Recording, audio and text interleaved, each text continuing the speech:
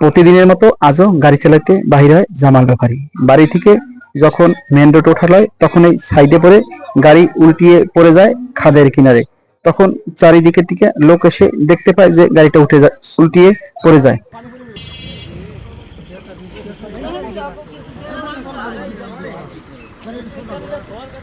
খালি গাড়ি নিয়ে বাড়ি থেকে বাহির হয়।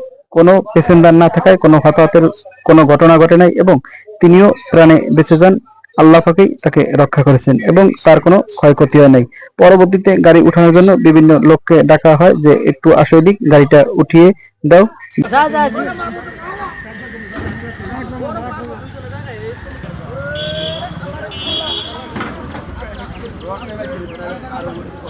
এই ঘটনা ঘটে মাদারীপুর ডাসার উপজেলা বয়তিবাড়ি নামক স্থানে, যেখানে একটি নতুন ব্রিজ হইতেছে। সেই ব্রিজের ডালেই পড়ে যায় এই অটো।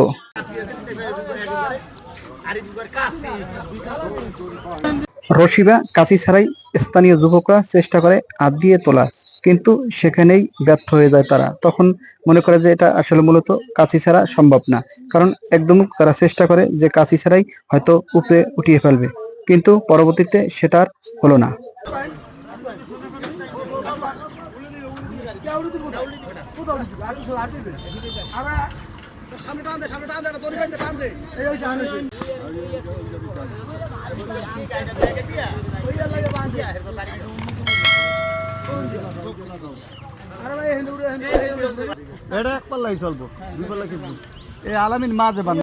আনা হয় বড় রশি, রশি দিয়ে দুই সাইডে বাঁধ দিয়া তখন গাড়িকে টেনে উপরে উঠানোর এক প্রকার চেষ্টা চালাইতে থাকে স্থানীয় যুবক এবং স্থানীয় যারা আছে তারা।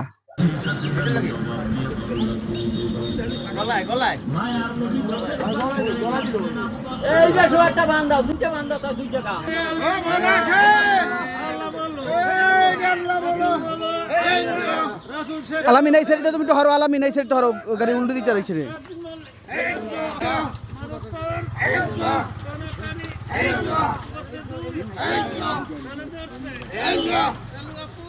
গাড়ি উঠানোর জন্য 20-25 জন যুবক এবং স্থানীয় মুরব্বী যারা আছেন তাদের নিয়ে গাড়িটা এক প্রকারে টেনে উঠানোর চেষ্টা চলতেছে এবং তারা এক প্রকারে গাড়ি যখন উপরে উঠে হয় তারপর দেখা যায় আসলে গাড়ির কোনো ক্ষয়ক্ষতি হচ্ছে কিনা সেটা মূলত তদন্ত করা হয়।